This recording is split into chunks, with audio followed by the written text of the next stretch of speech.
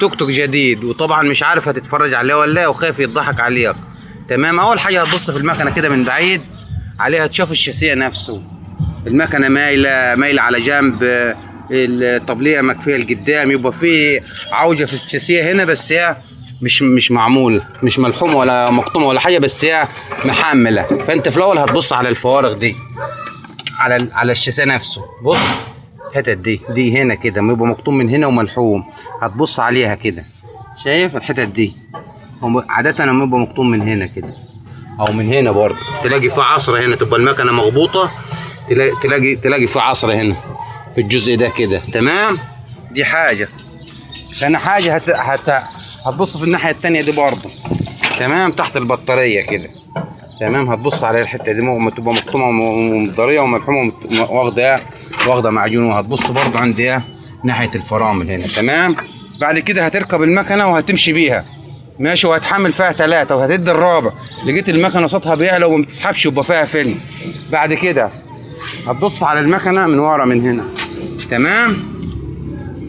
هتبص عليها الشاف، بص على هنا ودن المارش دي لما تبقى مقطومة وملحومة. تمام. هتبص كده هتبقى باينة، هي هتلاقيها مقطومة من هنا من عند المارش من هنا. تمام. يبقى كان ما انا مش هقول لك بصابع كده، ديت تبقى برضه ده عيب برضه. وهتبص على الركب دي، الحتت لما تبقى مقطومه برضه دي ودي، هتبص عليهم. تمام. ماشي. ورقم الشاسيه ده رقم الموتور ده، هتبص عليه وهتضهيه معايا، مع الفاتوره او الرخصه او الجواب اللي معاك. لازم تتاكد من الرقم ده. تمام. وهتدور المكنه وهتسند سنه بسيطه. لو لقيت في صوت ضجه كده معاك، ضجه عميقه كده جوه الموتور، مش شخله ولا بتاع، شخله دي كتينه تكهات حاجات فاضيه. لكن اما الشخل الجو ممكن تكون المكنه مش مطلع زيت فجاه وما فيهاش زيت، عايزه عمره. تمام. لكن تلاقي فيها ضجه كده عميقه كده من قلب الموتور، دي يبقى فيها كرنك، يعني بعد كده المكنه دي يبقى فيها عمره تحت. تمام. دي حاجه. وهتركز برضو على حاجه تاني. شايف رقم الموتور، رقم الشاسيه ما يبقى هنا تحت دي. تمام. تفتحها وتبص على الرقم، تضاهيه برضو مع الفاتوره او الرخصه اللي معاك، وتتاكد ان الرقم سليم. تمام. والفرش برضو تركب تشوف فيه حدفه ولا مفيش حدفه.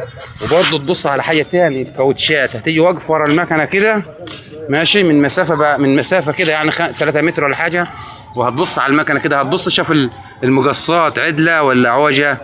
تمام. الكاوتش ماسح من جنب ولا عدله ماسح كله مع بعضيه زي بعضيه كده، يبقى في المقص عوج برضه مشكله برضه. وهتزود سنه في المكنه، شوف مطلع دخانه سودا ولا بالظبط.